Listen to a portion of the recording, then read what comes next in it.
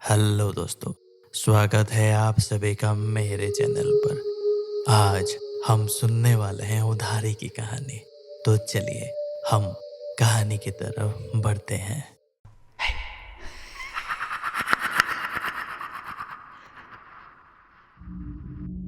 निवम उम्र करीब 29 साल, एमबीए कर चुका था और एक वो होनहार लड़का था। नौकरी काफी जगह की, लेकिन नौकरी में उसे मन नहीं लगा। कुछ साल ऐसे ही बीत गए जॉब करते करते। ठीक उसके बाद उसने खुद का बिजनेस शुरू कर दिया। और सच कहे तो निवम बिजनेस में माहिर था। अपने पक्के इरादे से एक ही साल में एक नहीं, दो नहीं, तीन चार बिजनेस खड़े कर दिए। उस बिजनेस से मुनाफा काफी अच्छा था, काम तेजी से बढ़ रहा था।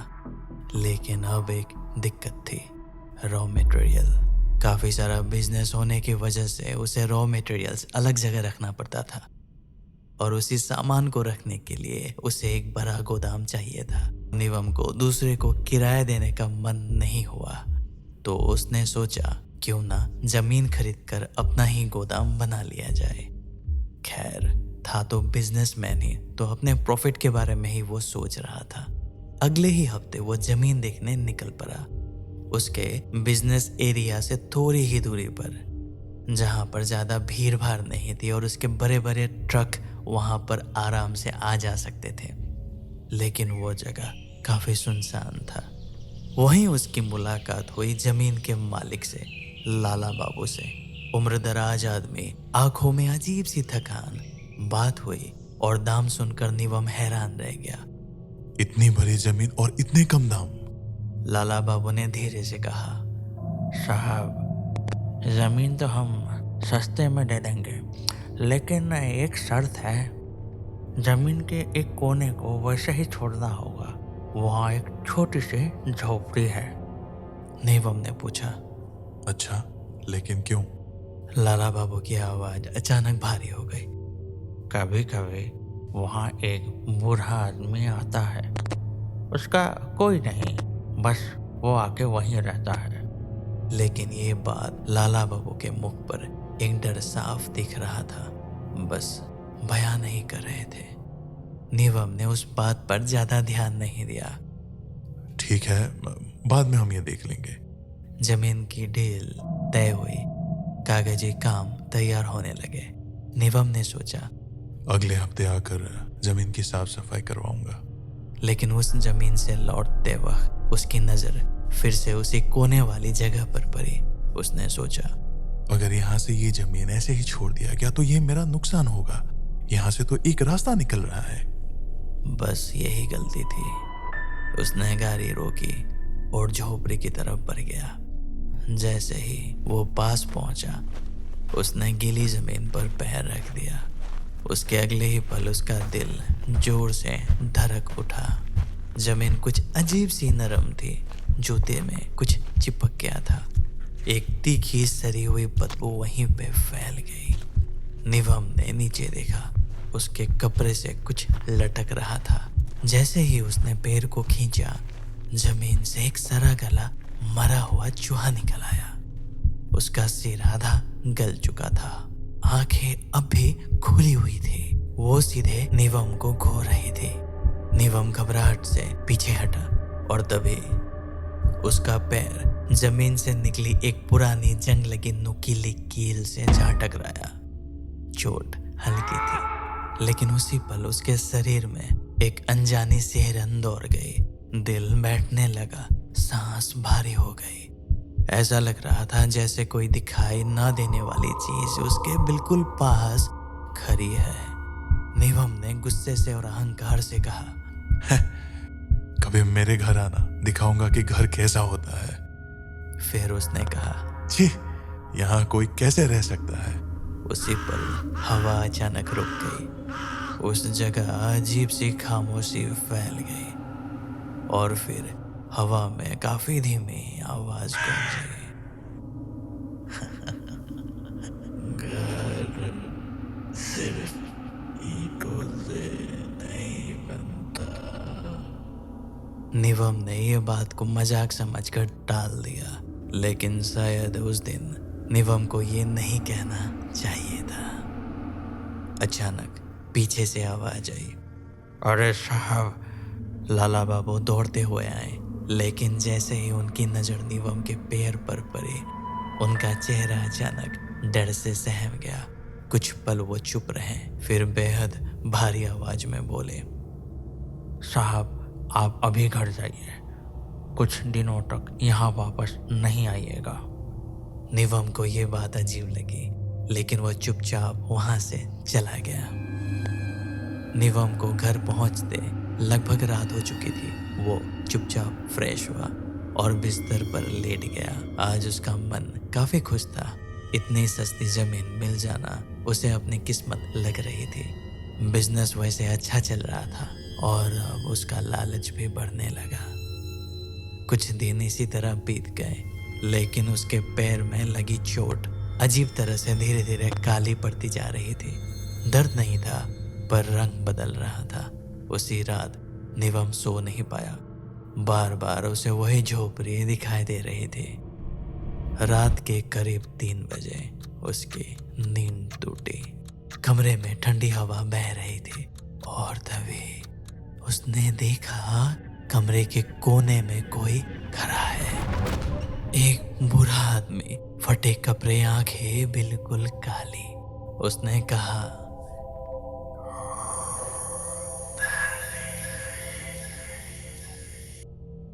और निवम उस कोने की तरफ मंत्रमुग्ध होते हुए बस अजीब तरह से घूरे जा रहा था। और अचानक सब अंधेरा। अगले दिन निवम का पैर धीरे धीरे नीला पड़ने लगा। डॉक्टर ने कहा, ये चोट सामान्य नहीं है, इन्फेक्शन तेजी से फैल रहा है। अब हालात यूं थी कि पहले दिन इन्फेक्शन तेजी से फैल रहा था, दूसरे दिन निवम को बुखार चढ़ा और तीसरी रात निवम को एक सपना आया। अंधेरा, चारों तरफ सन्नाटा और फिर एक खरखराती भारी आवाज।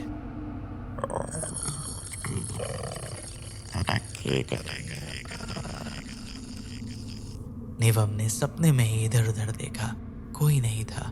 आवाज फिर आई, सट्टा खेल, मैं तुझे बताऊंगा कहाँ, कितना और कब पैसा लगाता है। ये सुनते ही निवम की नींद टूट गई। सुबह जागते ही वही आवाज अब भी उसके कानों में गूंज रही थी। उसने इस बात को वहम समझने की कोशिश की, लेकिन नजरअंदाज न कर पाया। बिना ज्यादा सोचे उसने सट्टा लगाना शुरू कर दिया। पहली बार 1 लाख लगाए और शाम तक 5 लाख जीत गया। निवम खुद हैरान था। दिन बीतते गए, पैसा 2 गुना, 3 गुना, 4 गुना होने लगा और वो अपने दोस्तों से कहने लगा, मेरे पास आओ मैं बता दूंगा कहाँ कितना पैसा लगाना है। धीरे धीरे और एक गंदी बिजनेस खड़ा हो गया। निवम ने अपने पुराने साफ सुथरे बिजनेस पर ध्यान देना बंद कर दिया और एक एक करके उसका सारा बिजनेस बंद होने लगा। लेकिन ये काला बिजनेस दिन रात तेजी से बढ़ता गया। सिर्फ 1 ही साल में निवम करोड़पति बन गया। पर निवम अब पहले जैसा नहीं रहा। उसके बोलने का तहजीब और तरीका बदल गया था। उसकी नजरें अक्सर खाली खाली रहती थी। परिवार वालों ने ये सब महसूस किया और उसके साथ रहने आ गए। कुछ ही दिनों में सबने एक अजीब बात नोटिस की। हर रात ठीक 3 बजे निवम के किचन से कुछ आवाजें आने लगी थी, जैसे कोई दांतों से कुछ चबा रहा हो या फिर धीमी आवाज में किसी से कोई बात कर रहा हो। एक रात निवम के पिता नींद से जाग गए। किचन से अजीब सी बदबू आ रही थी। वो डरते हुए दरवाजे के पास पहुंचे और जो उन्होंने देखा, उनकी सांस अटक गई। निवम एक जिंदा चूहे को दांतों से काट रहा था। उसकी आंखें लाल थी। वो चूहे की अंतड़ियां निकाल रहा था। फिर उसने फ्रिज खोला और एक कटे हुए मुर्गे के सर से आंख निकाल ली। फिर एक बर्तन में बकरे का खून चावल में मिलाया। उसके हाथ कांप नहीं रहे थे, जैसे वो ये काम करने में महारथ बन चुका हो। सब कुछ तैयार करके उसने उसे काले कपड़े में लपेटा, एक पैकेट बनाया, भारी, ठंडी। फिर धीरे से खिड़की खोली गई। बाहर घना अंधेरा था, ऐसा अंधेरा जो सिर्फ रात का नहीं, किसी की मौजूदगी का था। वो कुछ पल उसी अंधेरे को घूरता रहा और काफी धीमी आवाज में बोला, आज पूरा है, कल और दूंगा। तभी खिड़की के अंदर से नहीं बल्कि बाहर के अंधेरे से एक हाथ आगे बढ़ा। ना चेहरा ना शरीर, सिर्फ हाथ। उस हाथ ने थैले को थामा, जैसे वो हाथ पहले से वहां मौजूद हो। अगले ही पल हाथ अंधेरे में गायब हो गया। खिड़की अभी भी खुली थी, लेकिन बाहर अब अंधेरा पहले से ज्यादा पास खड़ा था। ये देखकर उसके पिता डर से जम गए। उनके मुंह से आवाज तक नहीं निकली और तभी किचन की लाइट अपने आप बुझ गई।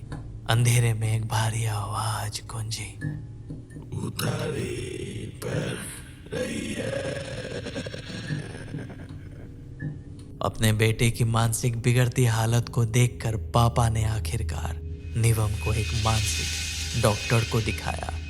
उन्होंने लंबी काउंसलिंग की, कई तरह की दवाइयां शुरू कर दी। कुछ दिन बाद एक अजीब बात हुई। निवम अब काफी नॉर्मल हो चुका था, लेकिन ये सिर्फ एक छलावा था। कुछ ही दिनों में उसका शरीर तेजी से टूटने लगा। पहले जॉन्डिस, फिर लिवर में इन्फेक्शन, उसके बाद फेफड़ों में इन्फेक्शन और फिर किडनियां फेल होने लग रही थी। एक के बाद एक बीमारियां ऐसे उभरने लगी जैसे उसका शरीर अंदर से सड़ रहा हो। डॉक्टर हैरान थे। इतने कम उम्र में इतने सारे बीमारियां, ये सामान्य बात नहीं है। धीरे धीरे घर में लोगों का आना जाना बढ़ गया, लेकिन कोई भी निवम की तबीयत के बारे में पूछने नहीं आया था। सबका एक ही सवाल था, हमारा पैसा कब मिलेगा? किसी की आवाज में हमदर्दी नहीं थी, सिर्फ पैसे की वसूली की आवाज और था बस गुस्सा। निवम अब भी जुए में पैसे उड़ा रहा था। बीमारी की हालत में भी उसकी उंगलियां कांपते हुए फोन पर नंबर डायल करती थी। सट्टा हारने के बाद वो और ज्यादा पैसा लगाने लगा, इस कदर कि अब वो दूसरों से पैसा मांग मांग कर खुद कर्जे में डूब चुका था। धीरे धीरे उसकी हालत और गिरती चली गई। दिन हो या रात बस शराब में डूबा और अजनबी लोगों से बात करना उसका शौक बन चुका था। कभी कभी वो अपने कमरे में बुदबुदाया करता, मैं दे रहा हूँ, सब कुछ दे रहा हूँ, बस मुझे छोड़ दो। और फिर अचानक हंस पड़ता। ऐसी हंसी जिसमें दर्द नहीं, कुछ और था। उसके पिता सब समझ चुके थे, ये बीमारी डॉक्टर की नहीं थी। आखिरकार थक हार कर निवम के पापा उसके पास बैठ गए और आज कमरे में बस सन्नाटा था। बाहर हवा धीरे धीरे खिड़की से टकरा रही थी। पापा ने कांपती हुई आवाज में पूछा, बेटा आखिर हो क्या रहा है? कुछ पल निवम चुप रहा, फिर उसने धीरे से सिर उठाया और जो उसने कहा वह शायद किसी भी बाप के लिए सुन पाना आसान नहीं था। निवम के होंठ हिले। मैं जिंदगी की रेस में सबसे आगे निकलना चाहता था। वो बिस्तर पर पड़े हुए ही बात कर रहा था, अजीब मुस्कान के साथ। शुरुआत में सब कुछ साधारण सा लगा। एक अजनबी व्यक्ति मिला, ना मैंने नाम पूछा ना मैंने पता, बस वो सब जानता था, मेरी जरूरत, मेरा डर और वो रकम जिसका मैंने सपना देख रखा था।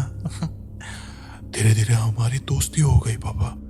रोज रात एक ही समय, फोन नहीं, मैसेज नहीं, वो बस खुद आ जाया करता था।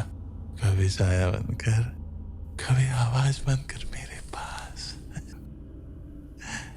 हाँ, पापा वो कहता, तुम दो मैं और दिलाऊंगा। पहले पैसे आए पापा, कभी पैसे। लेकिन उसके बाद नींद कम होने लगी। मुझे आईने में और कोई शख्स दिखाई देने लगा। और एक रात उस अजनबी ने कहा, दोस्ती में हिसाब नहीं रखा जाता।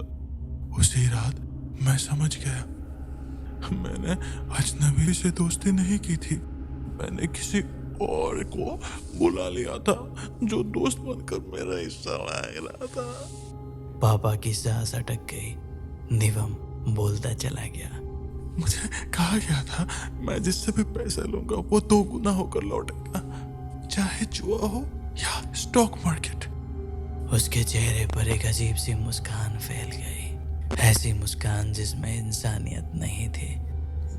लेकिन काले जादू के अनुसार मुझे कुछ देना होगा।